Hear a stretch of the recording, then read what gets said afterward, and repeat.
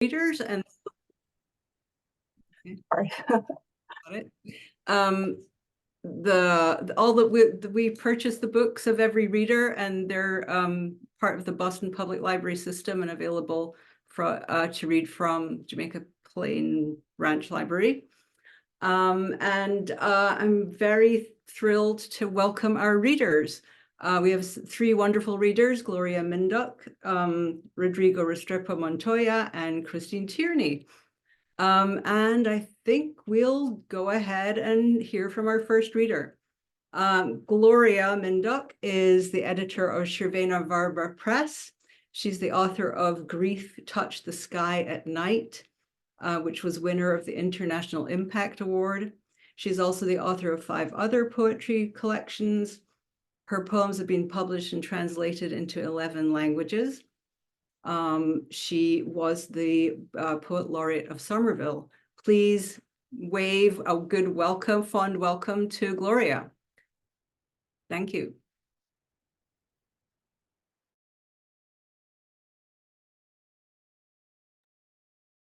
Hi, everyone. Thank you, Audrey. And some of you heard these poems just recently at my book launch, but you're going to hear them again. And hopefully maybe you'll pick up something that you missed. But here is the book.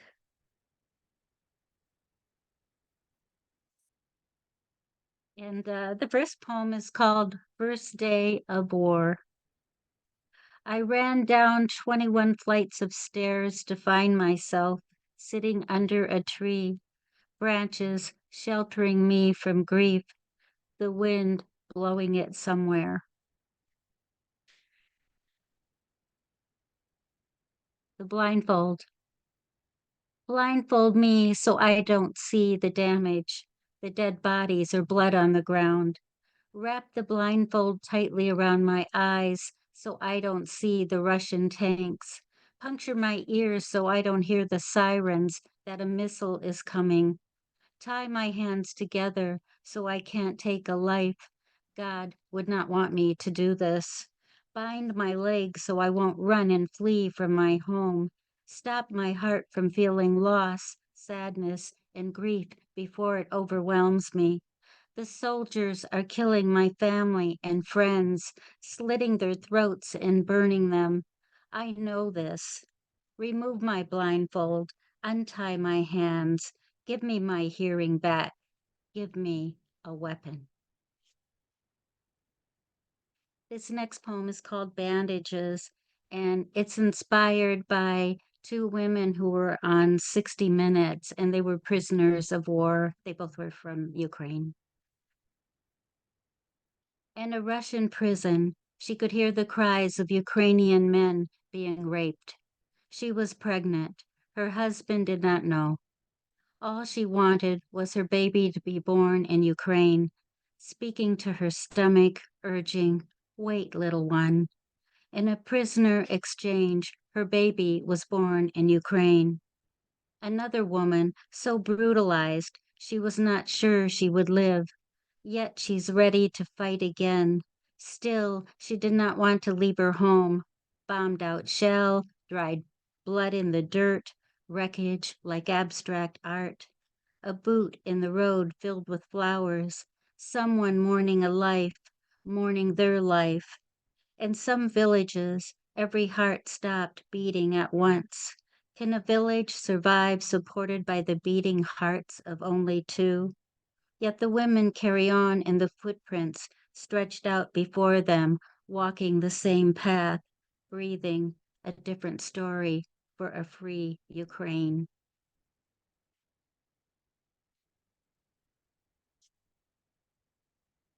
Bruised, body broken.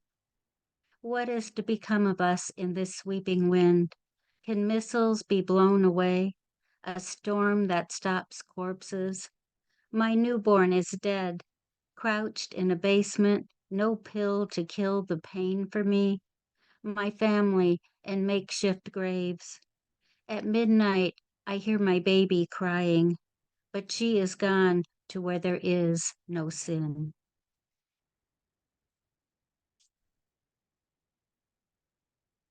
I'm not talking much in between these. There isn't much to say. The war in Ukraine is just horrible. Memory. I cannot open my mouth. It is taped shut. My hands tied behind my back, feet in chains, hurting my ankles, digging into skin, bone, cutting. The sky is red. The rivers are red. My heart is not. The bombs go off. I hear them getting closer and closer. So loud, hurts my ears. They ring. I cannot hear my thoughts. Crying, scared, a senseless death awaits. Why am I in this world at all? The moon inspects the earth, does not like what it sees. Murder witnessed with its pale brightness. I did not want to be erased like this. Another number, a body with no hope visible. I bleed soundless.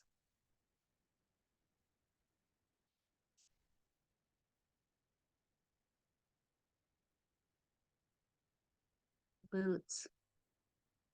My boots are dirty, but not from dirt. My boots are heavy, but not from weight. My boots are untied, but not from neglect. My boots are on the road. I did not take them off. My boots are worn by someone else. I did not give. My body is naked. I did not remove my clothes. My dignity remains while the dirt covers me. I love my country. I love my country. I am Ukraine.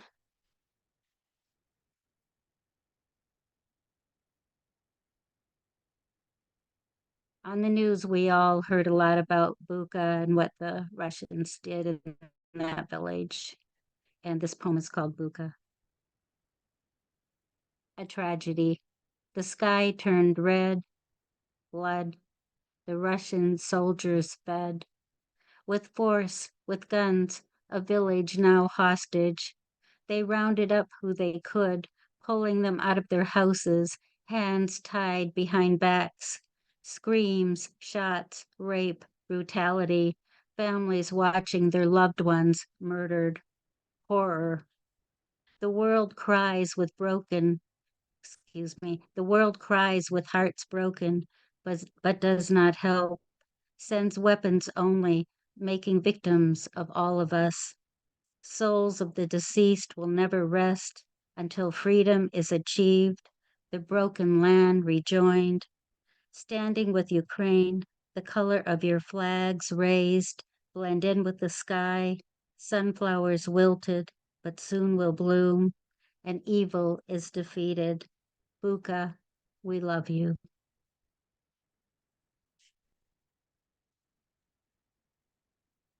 Playtime.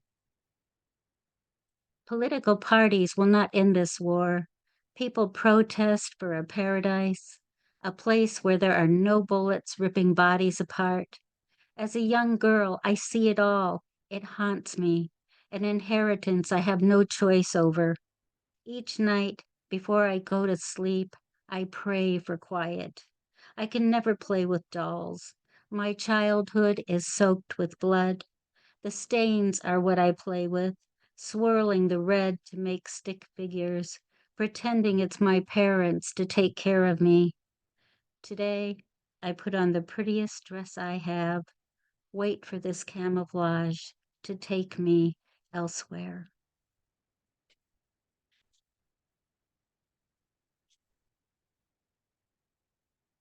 This next one's about Putin. And when you look at him, when you see him on TV, his eyes, there's just nothing behind them. And he has always given me the creeps. And so I wrote this poem. Putin, a golden room to sit in. What sort of others sit there in chairs so soft they drowned in the cushions, only their heads sticking out, a David Lynch image dissolving into the floor, melting words harsh and cold like the marble floor they land on. Once man roamed the earth looking for worms, Putin ate them so man could not find any. After years, man finally gave up, moved on, looking for ants. There were so many. Man would collect and sneak them back into the offices of Putin to watch them all squirm. It was man's way of fighting back, quietly, yet disarming.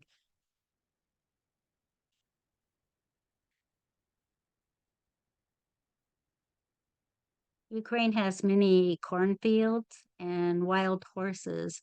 And I didn't know this till I read about it because I never think of Ukraine as having that. And so I wrote this poem, Goodbye.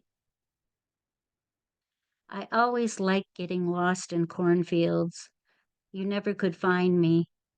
The stalks bothered my skin, so stayed hidden only for a little while. Miles and miles of corn sticking up from flatness, reaching for the sky. You could never understand my love for this. So many bad storms, lightning scaring the horses. They break loose and run in the field, appreciating freedom, just like me, as we swallow the sky.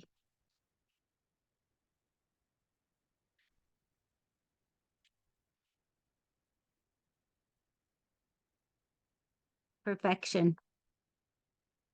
I am drawn to perfection, so explain how to end war. Damp graves, heavy bones, there is no way to walk past. At home, I pray to the saints, the icons hanging on the wall. Who are they? I don't know, but I love the images. The silence is scary. Are the saints preparing my heart for bullets? Blessing myself with holy water, bullets hit point blank. Stars pull me toward them. As this happens, the war expands, soaking the land with blood. You should have prayed, stuck your hands in the Black Sea for a non existent currents. At this hour of incense, violence will hold tight. Let a drop of rain hit your lip. It will be your last Holy Communion.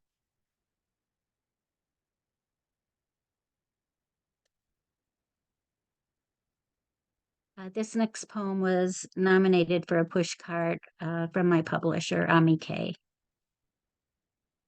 Requiem.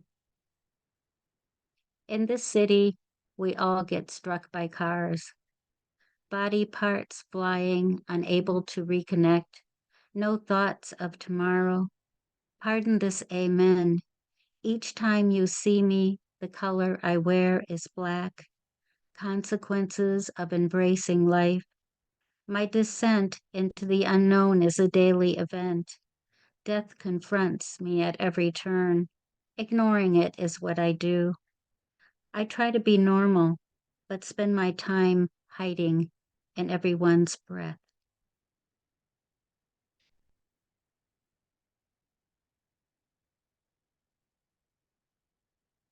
I keep saying that I'm going to clean out everything and get rid of stuff and then here it still stays. It's really hard. So I was thinking about that and you know, what do you call it? The Swedish death. I can't think of the last word, but cleaning, I'll just say. Um, and so I have trouble cleaning out things which I really need to do. So this is called I Don't Mourn. I mourn what I throw away, old paintings, photographs, objects, writings. Each thing drifts in the wind, trying to stick to life, but can't. Is this me too, trying to hang on? No one has the same memories, same things in possession. Must I give all this up? Ignore me. I don't mourn. Best to close down, shut my eyes tight until darkness is my fate. I can have little funerals daily as I pitch out life. This way, you will never own me. You don't want to anyway. Junk to you. From the grave, hope my things will visit me. I don't want to be alone. Maybe you will sit by stone and talk, carrying in your pocket your favorite thing of mine.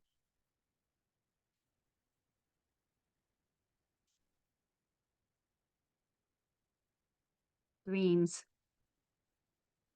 The light clings to the glass, reflecting your eyes. Is it too late to close them? See darkness for a while? There is no map to help for where to go. Life passes quickly like a parade. Music weaves in and out, a gift of this existence. It plays while spectators clap and cheer. No matter what happens, the moonlight is calm, gives you a touch of flight. Hold on to your dreams. You can unwrap them any time. Look outside and they are in the breeze, floating in the air, wanting to fall into your breath nightly.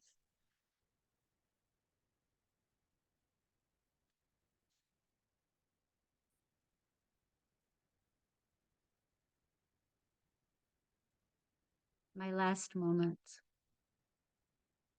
In hiding, blending in with the walls, complete darkness, no panic. Night explosions ruin my solitude. One blast after another, the doves are in the trash. I wanted a life but have none. No shoes or a place to go. I sit and entertain myself, sneaking a peek out the window. I dream of a beautiful breeze touching my face, the moon giving me comfort. All I hear are heavy boots coming for me. When I was a little girl, I thought the world was a beautiful place. I was wrong. I can smell the stench of dead bodies. Soon I will be among them. Aren't we all waiting for the slaughter? We are animals, sharp teeth bearing. There is no Eden, only this God-forsaken place. Lives destroyed, mind destroyed, thrown away. We are all thrown away. Bodies with hearts cut out by the enemy, rotting in a pile, mangled.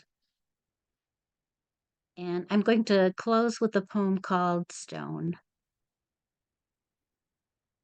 It is never over, the dying, one after another. A procession like words on a page used continuously, gravestones firm on the ground.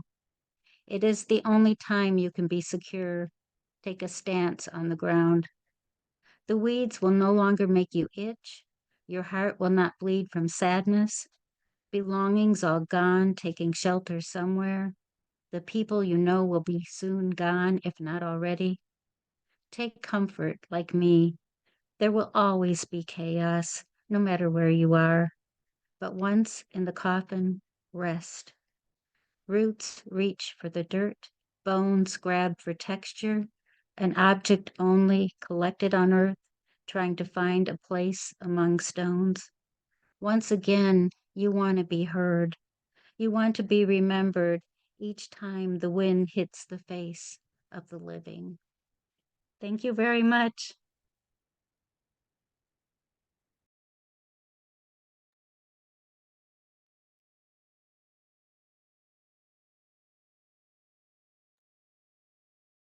Can you hear me? Yeah, am I up?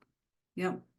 Thank you, Gloria. That was very moving, and you brought us into remembrance of these events that are surrounding us. And I was especially touched by the way that the elements wove their way through the poems, and the moonlight, and the image of swallowing the sky was really powerful. Thank you. That's it's a lot to take in and a lot to transition, hard to transition. So we are going to now go to our next reader, who is Rodrigo Restrepo Montoya. His work has appeared in The Offing, Electric Lit, Triangle House Review, and Joyland. His first novel, Holy Days of Gregorio Passos, is out now from $2 Radio, and he lives in Tucson. Please wave a warm welcome to Rodrigo.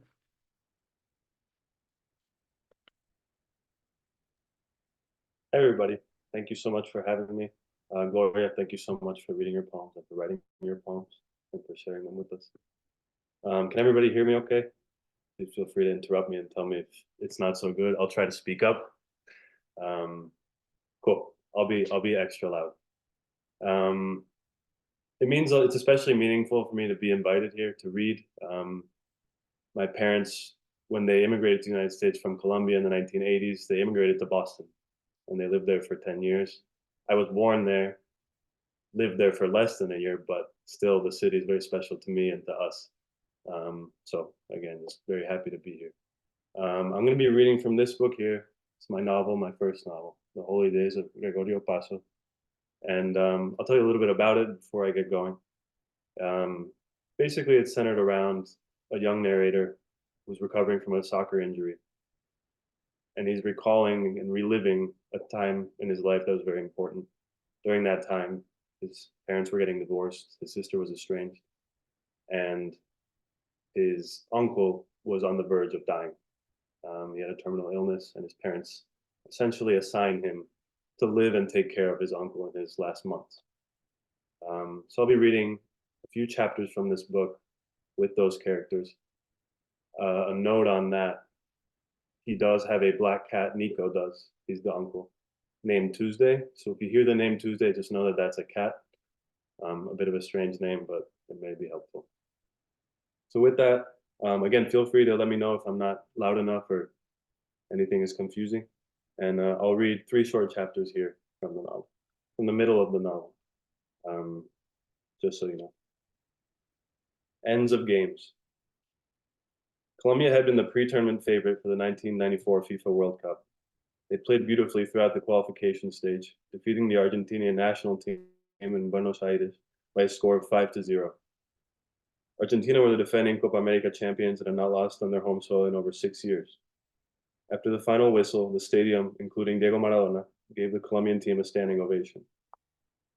Colombia was eliminated in the first round after placing last in a group of 4 teams. That group included the United States, the World Cup's host country. They faced one another at the Rose Bowl in Los Angeles. The United States won the match by 1. Andrés Escobar, Colombia's best defender, scored an own goal. 10 days later, he died in Medellin. He was shot 6 times. According to witnesses, the killer shouted "goal" each time he pulled the trigger. Growing up, I heard this story every time the national team played, anytime an own goal was scored, or simply whenever Nico, my father, or my mother felt like reminiscing about the Colombian team, what could have been and wasn't. They had watched hundreds of matches together, the Andrés Escobar game included. It was a tradition that began when Nico and my father were young boys. Every other Sunday, they would go to the stadium with their parents and sister. When they didn't go to the stadium, they watched at home, crowded around the living room television. The tradition continued after my parents married. It was something the 3 of them enjoyed together, almost weekly. The tradition eventually included my sister and me. It was like church. After Nico and I returned from Colombia, we gathered in Nico's home to watch the 2016 final on a warm Sunday night in June. Sadly, Colombia had lost the semifinal to Chile, the defending champions. The final featured the same teams as the previous tournament, Argentina versus Chile. The game was set to take place in New Jersey. Had Nico's health been better, and had Colombia made the final, we might have made the long drive to attend. Instead, the 4 of us, my mother, father, Nico, and I, decided to share a dinner at home as we watched.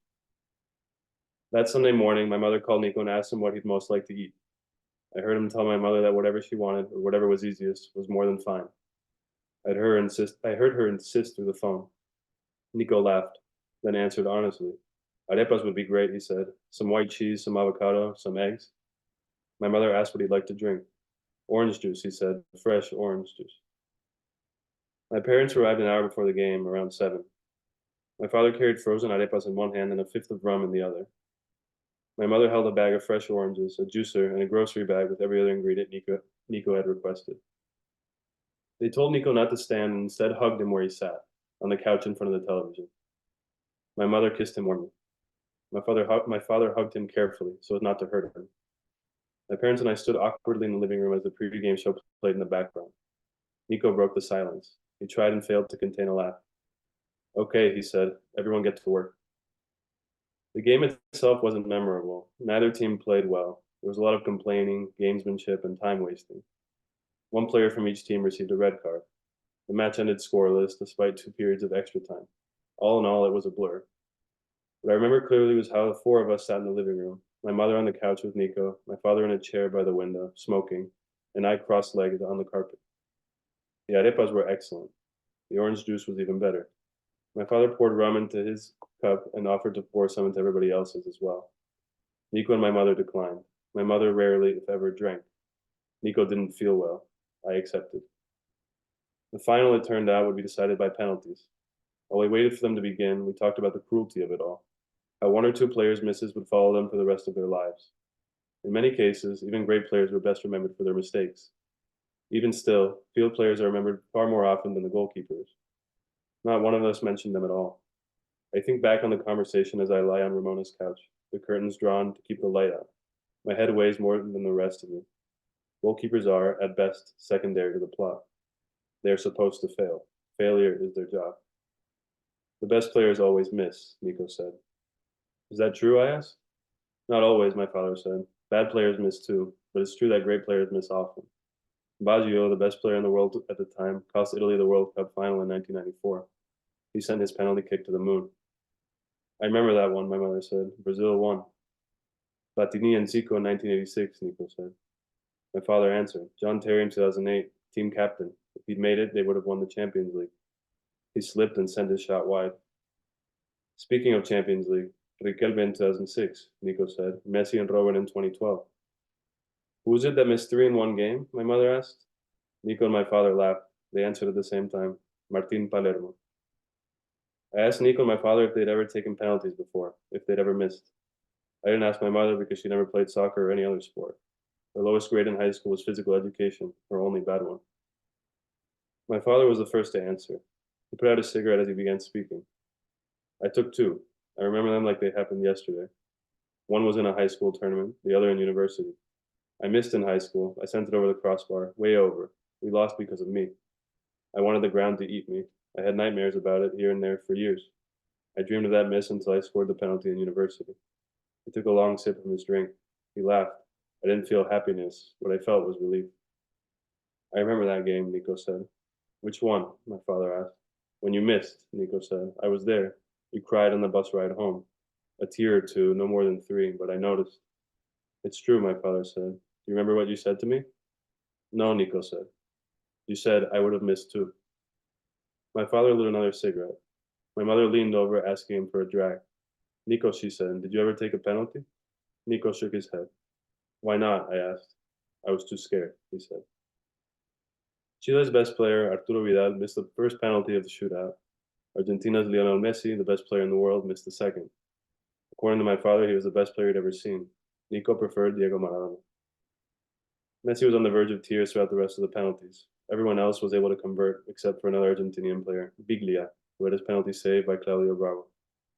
When this save was made, Messi began to cry, despite the game not being over.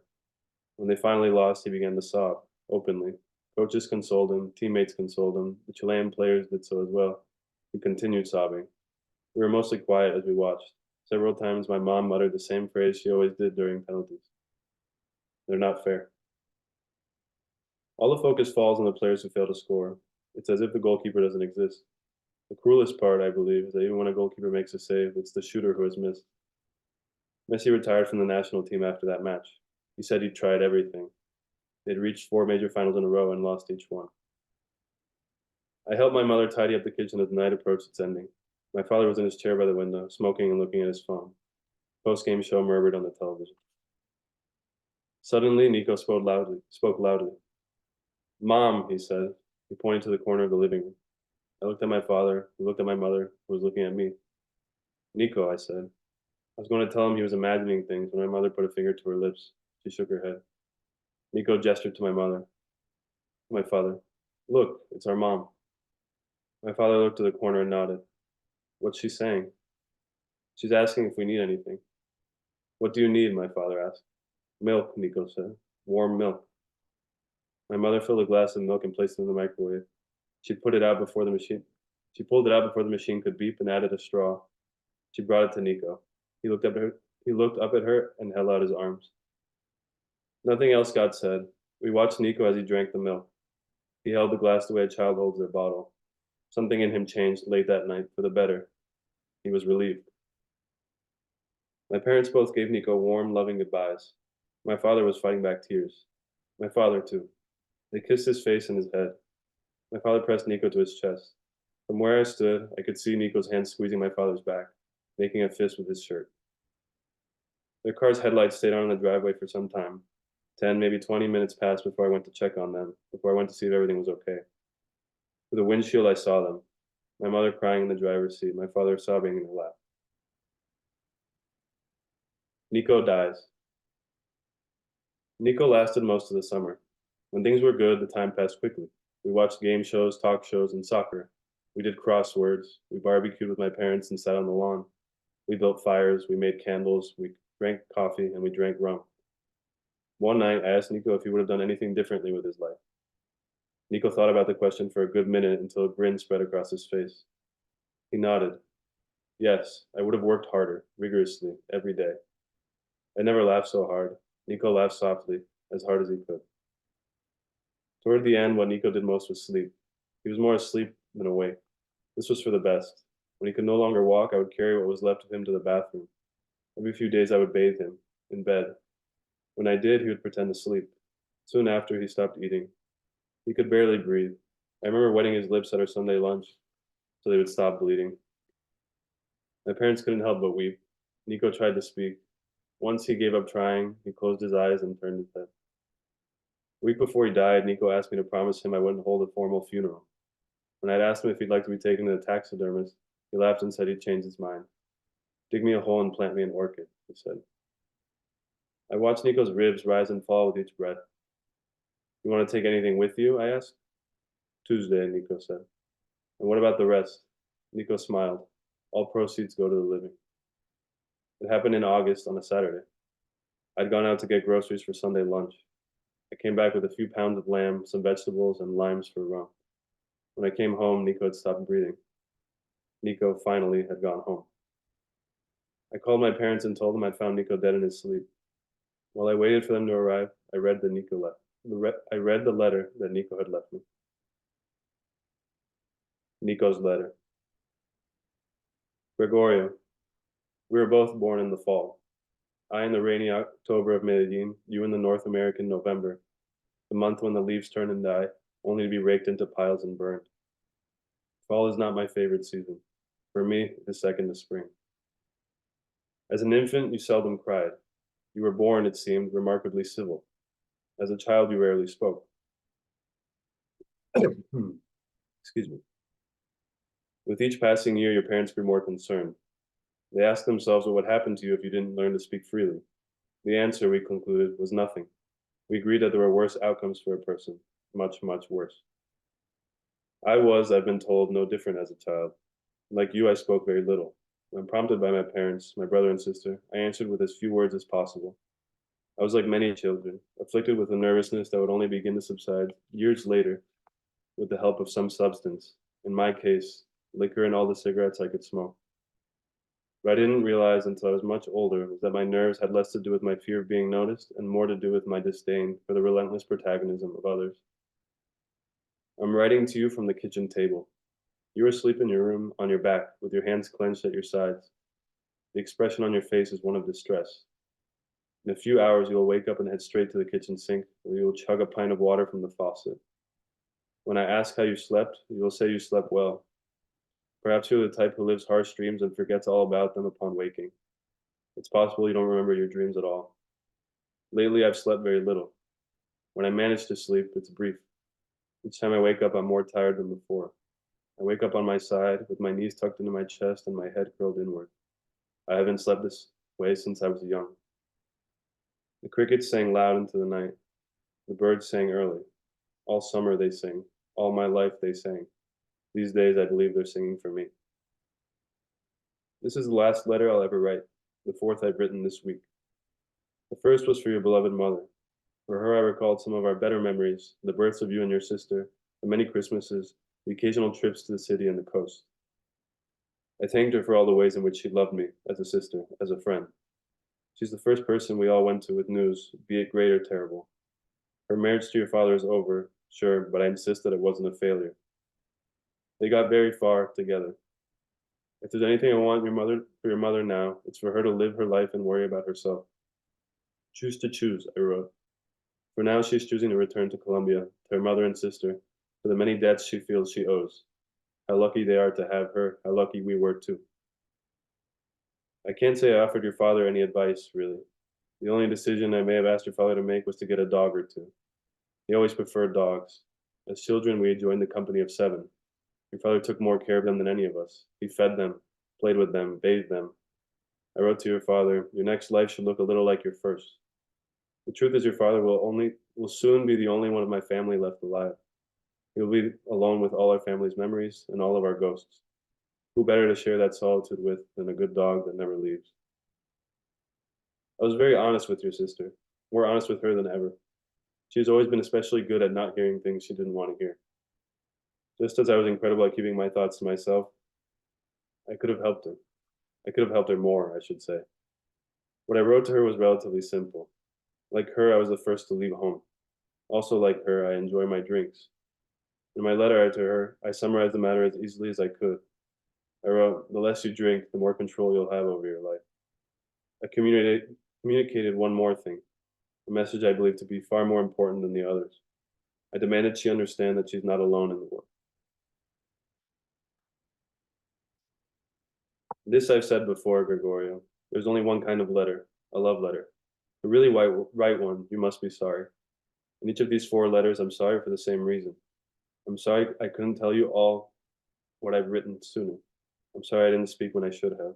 I didn't know how. This last letter is at once the easiest and hardest to write. For weeks, I've asked myself what it is I want to tell you that I haven't already. For 3 months, you've been more than a nephew, more than a friend. Gregorio, I owe you more than I have to give. The truth is, there's at least one thing I've given you, your name. The day you were born, your parents were having a difficult time choosing. I recall the dog your father had loved most as a child, a large, loving mutt named Gregorio. He had a rough burlap coat, round brown eyes, and large ears that moved with each neighborhood sound, no matter how distant. Your father adored that dog. Often Gregorio would wander off and return a day or two later. One night he came home bleeding. I remember your father attending to him, how he cleaned and bandaged the large wound with rubbing alcohol and a healthy patting of gauze, then bathed him with a wet towel. Unlike many dogs, Gregorio calmly trusted your father with the makeshift surgery. He simply lay on the cool tile of the kitchen floor, crying softly. When your father was finished, Gregorio licked your father's hands gratefully. He leaned his large head into your father's chest and closed his eyes to rest. Excuse me. Your grandmother gave Gregorio, the dog, his name. He was a quiet puppy, and in a strange way, human. The etymology didn't, as it rarely does, lie. Gregorio, alert and watchful. I realized there in the hospital room with your father and mother, your young sister and your newborn self, that the name held true for you as well. You were in your father's arms, wide-eyed and calm. Quiet. Gregorio, I said, your eyes opened wider even, your head turned the slightest bit. Your large ears, I swear to God, they moved. For some time you've known that my days were numbered. I received the news from a doctor in late November, in the same hospital that you were born. Cancer, all over. Sometime over the course of a decade or so, I neglected the doctor. The cancer had grown and spread throughout my body. Treatment could have bought me another year, maybe 2, but I decided against it. The last place I wanted to be at the end of my life was in a hospital. I was given an estimate of 6 months, and I decided to go home. I told your father the news this past Christmas. I told him I wanted to keep my situation private, that it was between me and him. He asked me why. I told him I didn't want anything to change. He insisted on letting the family know. I'm glad he did. He said it was important for you to know death. He said it was the most important thing you could learn. He was right. I had the foolish plan to wither away, for the most part, alone. I grew weaker by the month. One afternoon, your father stopped by for a cup of coffee and saw that I was struggling. He insisted you come to stay with me. He said we would take good care of each other. I don't have much to offer him, I said. Your father laughed at me, warmly. Nico, he said, you don't have to give him anything. Just tell him what you wish you had known. My nephew, my friend, for months I have thought about what your father asked me before we began to share this home. One thing I know, one thing I wish everybody understood is this. I could have been born anybody. This is true of everyone, every person, every being that has ever found itself on this planet. Let me try to explain. Perhaps I was the Muisca 1,000 years before Christ.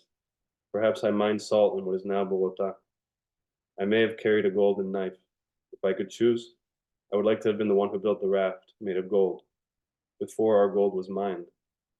I knew I was no king. If I was born to do anything, it was to build something worthy of being stolen. If I had been with the Muisca, and if I had been lucky, I would have stood ashore and watched a king cover himself in dusted gold, and I would have tossed what precious metal and stone I owned into the water where he swam. I could have been the Spanish, searching and slaughtering my way to gold. Maybe I was Columbus and the natives discovered me lost at sea. It is possible, too, that I died sick and poor and ashamed of all the blood I had spilled. Of course, it is unlikely I was Columbus, or any of the other soldiers, priests, or poets who followed him across the ocean. It is more likely that I was one of the many horses who never loved him. And who am I to say that I was a person before I was Nico? Who am I to say I was not the land? Who am I to say I was not the river Magdalena herself? Gregorio, my friend, my nephew, we have been born into a world of war. Remember this always. There's blood in our soil, there's blood in our batteries, there's blood in our sugar. The world we live in is made of this blood. Death is nothing short of law on this stolen land. But let me be clear, you couldn't save this world if you tried. Do what you do best, look and listen. Do not obsess yourself with the spectacular. Know this, the pyramid is a tombstone, the opera is a circus, the pageant is a bullfight. Concern yourself instead with the sacred. Find someone to love, make a home, and hope they do not die. And if you can, find God. Just the other morning, you mentioned that you would like to work in a museum, as I had. I was touched, of course, but not surprised. A museum would suit you. You even posed the hypothetical of moving to Washington, D.C. A strange city, surely, riddled with its own spectacles. It's the most powerful city in the world, I said. Yes, you answered bluntly. That's why I want to go. I've thought about that conversation for days. You were born, I've come to find, to be a witness in this world. A sacred calling, no doubt. I think this little adventure will prove worthwhile, as with all your others, one way or another. Maybe you'll stay, maybe you'll go elsewhere, maybe you'll come back. I'll leave you with one last piece of advice before you go. Be lucky. It's the best thing you can be in this life. Gregorio, my nephew, my friend, do not cry for me. Life goes on. It always does. Despite everything, my illness and all, these have been good months, some of the best of my life, unquestionably, though I believe the best are yet to come. If it's up to me, I have no doubt what I'll choose. I want to live again, the same life, but better. Be good, Gregorio. Be lucky.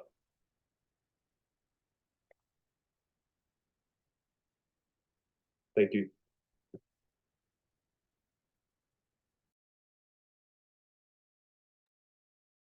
Hi, thank you very much, Rodrigo. I totally understand the metaphorical nature of penalty kicks and the unfairness as someone coming from Scotland, like how a whole world can revolve around the moment of a penalty kick. So thank you for that. I'm going to introduce next our final reader, Christine Tierney. Christine is from Boston. She's a poet, flash fiction writer, digital collage artist, and she is a co-director of the Brookline Poetry Series. Her first book of poetry, Chicken and Lowercase and Equals Flower, was published in 2021 by Lily Poetry Review Books, and her poetry has been nominated for the Best of the Net and a Pushcart Prize. She's been published in 14 Hills, Poet Lore, Sugar House Review, and Permafrost, among many other publications. Please wave a welcome to Christine. Can you hear me? Okay.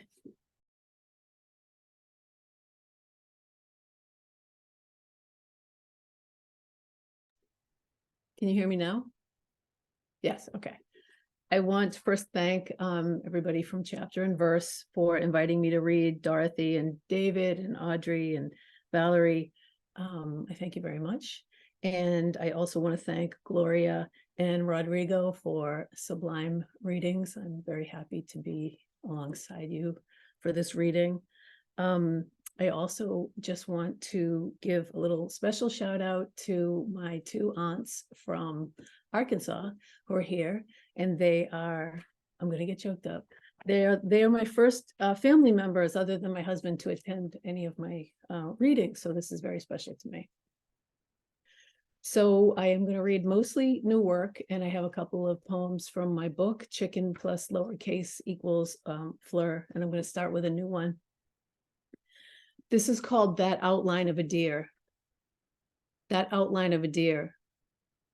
And you've seen a deer splayed on its side, tied to the roof of a van with rope, blood singed into its fur, bullet hole somewhere close to its baby eyes. And you've begun to look closely at walls and notice that the widening cracks might be right. Discover the outline of a deer on the wood paneling beside the corner hutch in the dining room, and the longest talk ignites. That outline of a deer, gray, sometimes a crystally silver blue, feeds on thoughts, your thoughts. And you tell that outline of a deer some things, not all things. How you've seen a man who could be your father spill from the backseat of a cab, his work pants sopping with piss, as he recites the Hail Mary, the full of grace, and all of the other crap he pretends to believe in. And as years pass, that outline of a deer messes with you. He clomps across the dwindling pillow you keep drooling on and pulls at the shafts of your thinning hair with his thick white teeth. And you know that outline of a deer has never felt anything for you, good or bad, nothing. Still, even though that cruel stag thinks you're one sad sack, you accept being shunned.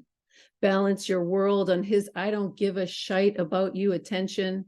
Savor it like an okay blanket or half a bowl of lukewarm chicken soup. Next few poems well, it's a little dry, a little nervous.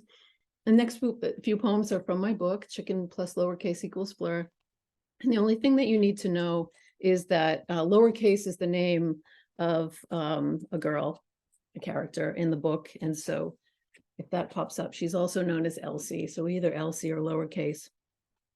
This first one is called The Darker. The Darker.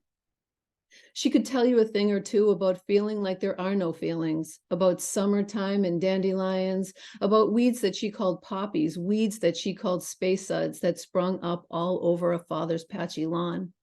She could confess that she called calla lilies tiger lilies and vice versa, and how the green whips jutting from their middles reminded her of sour apple bubble gum. She could tell you a thing or two about wearing ribbed polyester shorts when everyone else had moved on to denim, about the difference between pig and ponytails, how one was pulled tight to expose your fat face and the other hung loose on your shoulders so you could breathe and chew taffy without headaches. She could write a book about a brother who could make so much noise about how much she weighed, tell you how every fight ended with her fat, and how back then that was all it took to end everything. If she wanted to, she could tell you how it felt to sit in the dark of some broken down closet and think of every single comeback. See, she could tell you, no, she could whisper how in the absence of light, fat becomes nothing more than heat. This next one is called Kin. Kin. Eerily, the rush of polyethylene and guilt skulks down the splintered seam of the plastic rug runner. Headaches galore, noses flamed in azure wisp and ruby, baby powder caked beneath flabby pits. It wasn't supposed to be like this. Breaths held like dead mice, tails decomposing in tuckered hands. Get out of your goddamn room and empty the vase. The sunflowers are unresponsive, septic, sludged, so sludged. They're unable to mask the stench of family from their unwashed hair. This is the last one from the book. So this is dedicated to my husband. This is not about my husband, but when I asked him what I should read, this is the first poem he thought of. He said, read the robot poem. So this is for you, Louise. How to be a smoothly running robot. 1, wink at clock who looks like a teapot and begin. 2, tighten the screws around your wrists, check and double check the hardware on your elbows and finger hinges. 3, clang the big spoon, sharpen the good knife, and place the metallic pots with the shiny copper bottoms on top of the stove. 4, unwrap, rinse, pound, chop, mince, season, and fuss with knobs. 5, when the buzzer sounds and the smell of pork roast shellacs the house, whip the potatoes with your electric mixer hand and toss hunks of margarine into the niblet corn. 6, when the fleshy things assemble, try not to look at them, even though you are programmed to do so. 7, after serving, take your place at the table. 8, bite down on your tinny tongue as the big gutted fleshy thing says grace, and all the little fleshies bow their heads, but never join them in prayer. 9, listen carefully as the clock codes its love for you in ticks. 10, sit before your untouched plate until the fleshy things finish. 11, blow a little kiss to clock as the fleshy things fight like jackals over the last buttermilk biscuit.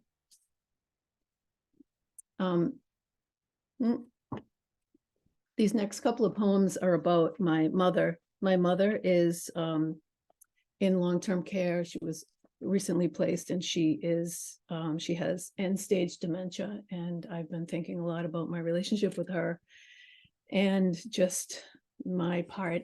We have a difficult relationship, and thinking about how difficult I can be, or I was and am, I guess. So this first one is called Mom Said It Was Hard Living with a Girl Who Hid from the Dazzle.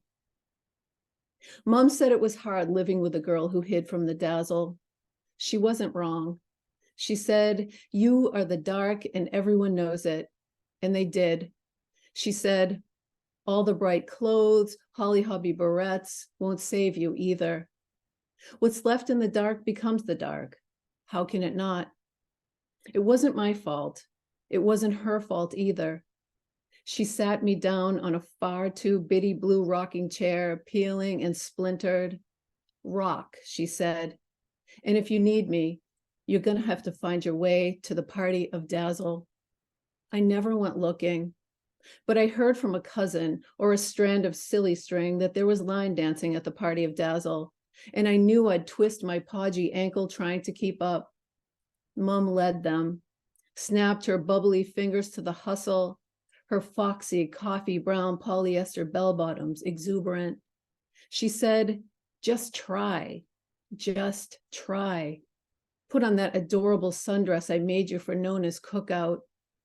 I told her it didn't fit, even though it did.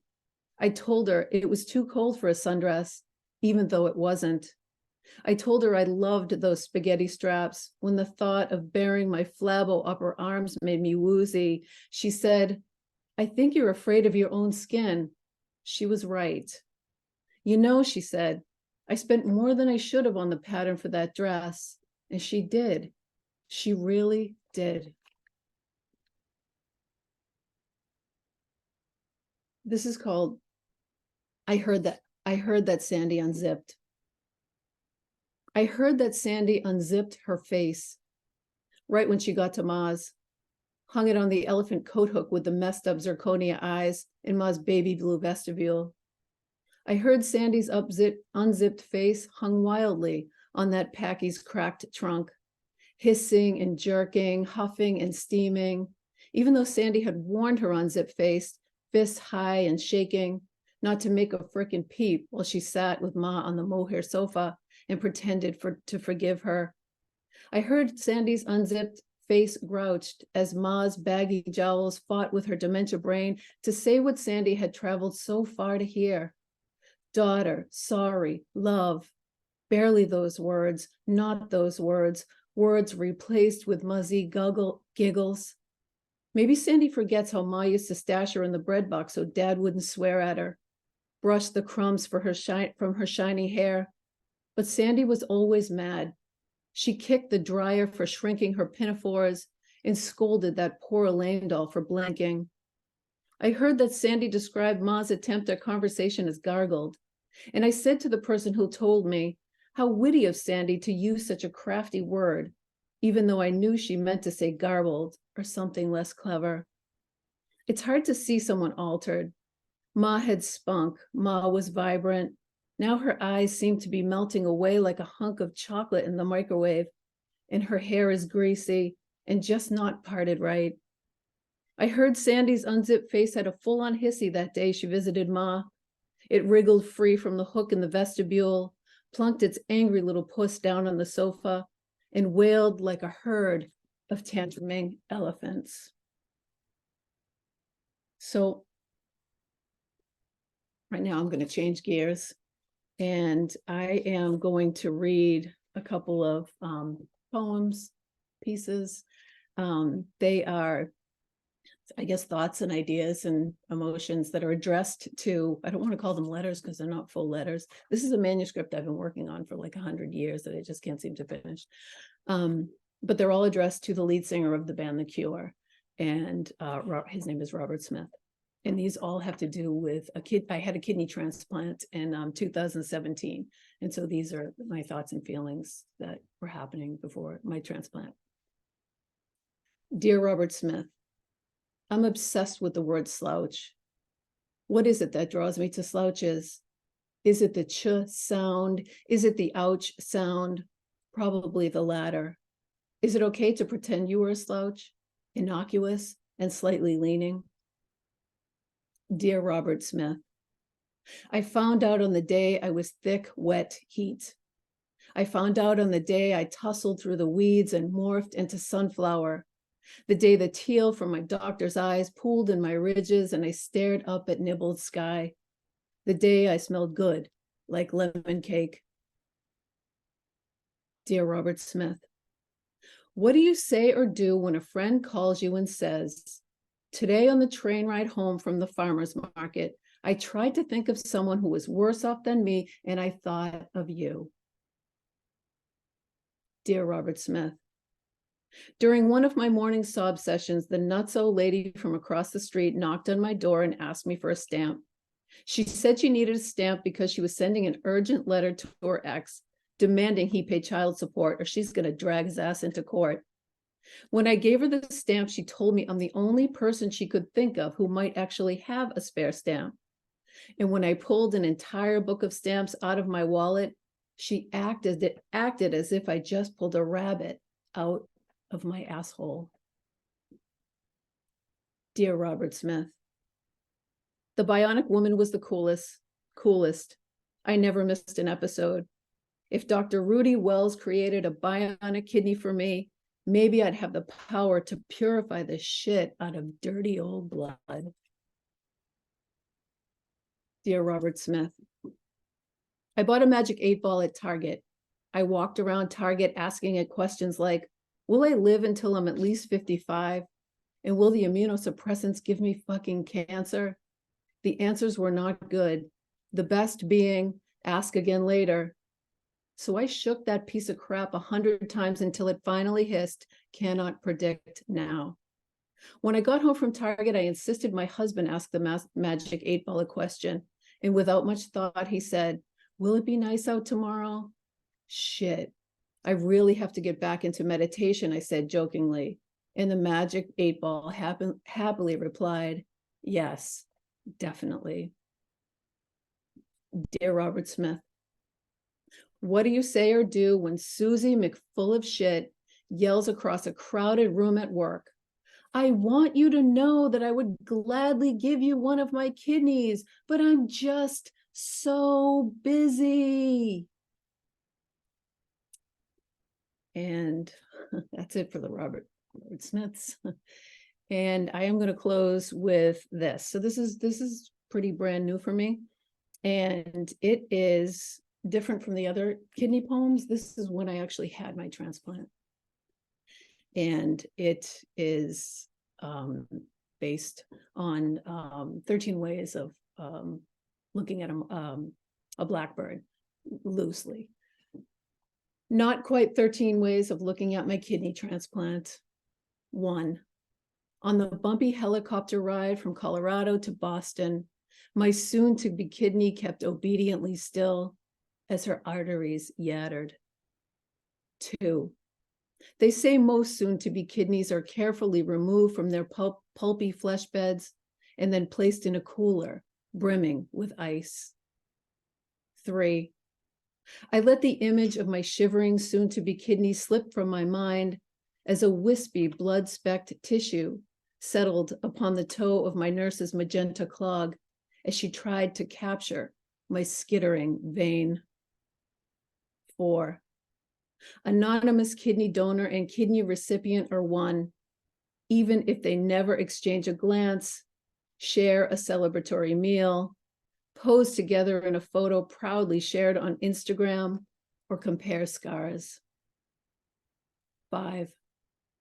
Wheeling into the OR, my drugged brain orbiting, I imagined my soon-to-be kidney as a gorgeous ruby anemone floating in a pristine porcelain clawfoot bathtub filled with hand-blown glass bubbles and Swarovski diamonds. 6. The morning of my kidney transplant, I found myself alone in the dusk plum light of my kitchen, staring out a scant frosted window. This silence was new. This silence was the long resisted moment of facing all possibilities. 7. O mind, swarming with dread, out with the gabbling demons manned along the arch of your bed frame, and in with the hope of pinked and vigorous kidneys, your darling saviors of despair. 8. I know the thick, gunked pelt of both rational and irrational fear, but I also know the deep love of one man, and yes, and yes, and yes, and yes, this love will be heaped upon my pulsing, filtering, soon-to-be kidney. 9. When my soon-to-be kidney is finally nestled inside of me, will all of my ancient feelings of unworthiness disappear? 10. Known to faint at even the tiniest dribble of blood, I trained myself to be tough by poring over colored photographs of kidneys and pretending they were exquisite croissants smothered in butter and strawberry jam. 11. Every cloud in the sky whooshed. Shreds of winter unclenched. Light blinded, light thundered, light sizzled. My soon-to-be kidney arrived unharmed, and I was finally ready to be opened. And that's it. Thank you.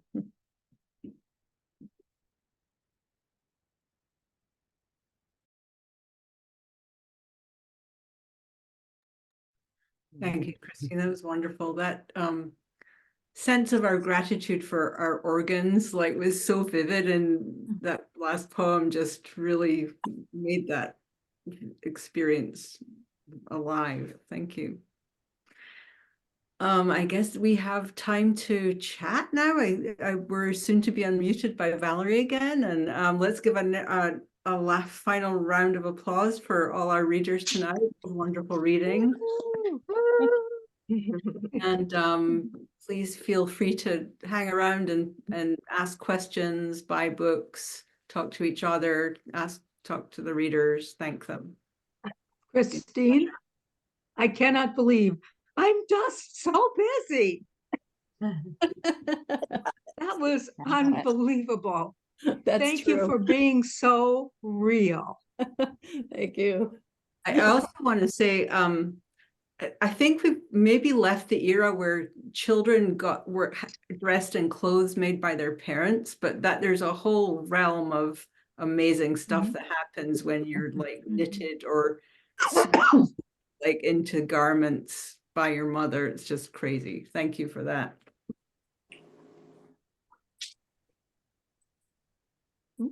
I want to tell Christine to stay away from my boyfriend, Robert Smith. I think my husband will agree. I'm gonna try to post something, but I don't know if I can do it or not. Does the fact that his band is called The Cure have anything to do with your lust for him? No, and I didn't figure that out until I was creating these pieces, and then I was like, oh shit, look at her, I didn't realize. Our brains do a whole lot of stuff that we are not aware of. Yes, yeah, I believe that to be true, because I really didn't know. It is Christine, true. as always, spectacular. I just love hearing you read those the poems from all the different sections of the ones that you read. I mean, just So proud of you, Christine. they're just. The robot one. I just thought it was so amazing how you could make the robot be the human and the human be so unhuman. It was great. I loved it. Thank you. Appreciate that. Coming from you, that's a compliment and a half. Well, it was good to see you, and hopefully soon again. I know. Good night. Bye, Liz. Thanks for coming. My pleasure. Always. I just want you all to know that as of next fall, when we start again in 2004 and in October, it will be our 30th anniversary. Oh, wow. Oh, we are 30 years old. That would be 2020. I wish I were still 30 years old, right? But no, it's just chapters. Dorothy, that would be 2024, right? Yes, You said 2024. You said 2004, I believe. Oh, I had that in my head because that's when I started running this Right. crazy pop joint. Good. That's great. Well, thanks again, Rodrigo and Gloria, too, and as well as Yes, thank Christina you so for- much. Yeah. Great to hear. And I think I've put purchase links quite enough times into the chat, so you can Yes. click right through before the session goes away. And Right. Yeah.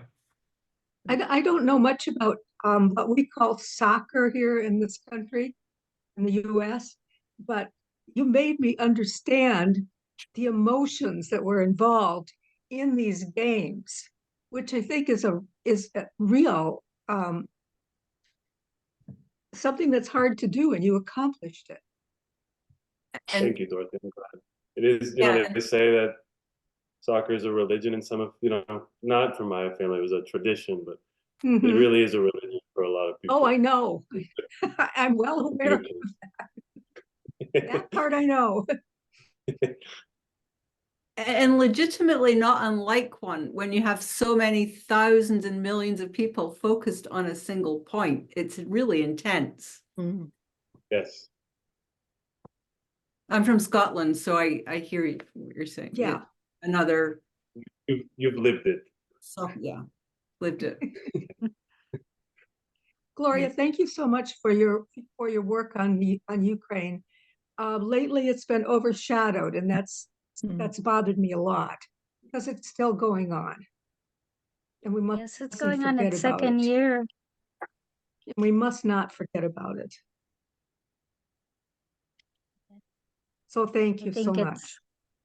Yeah, I hope it ends soon, but I don't think so, the way it looks. But thank you. Yeah.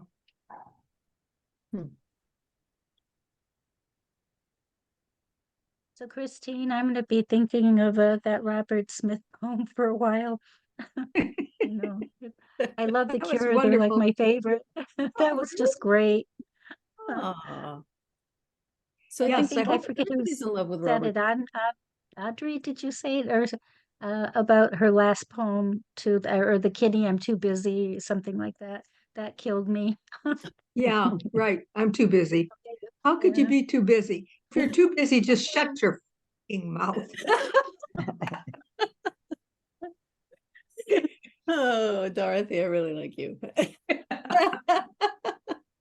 That's why I like you. No. Christine, Not afraid of words. was your outline of a deer poem brand new? It just absolutely took my breath away. Oh, thank you. It's Oh, I know, gorgeous. I've been working it for a while, but Yeah. we work things for a long time. Yeah. Centuries. Thank you, Franny. I really, I appreciate it. Yeah. And Gloria, it's just, it's always so breathtaking to hear your outcry for Ukraine. I really, really appreciate it. Thank you so much.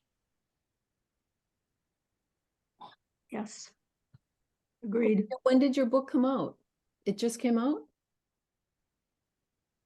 Are you talking to me? I'm sorry. Yeah, did your book just come out? Oh, October, but I got books in November, so yes. Okay, so it's pretty recent. Okay. Mhm. Yeah. I'm gonna get it. Good. Good.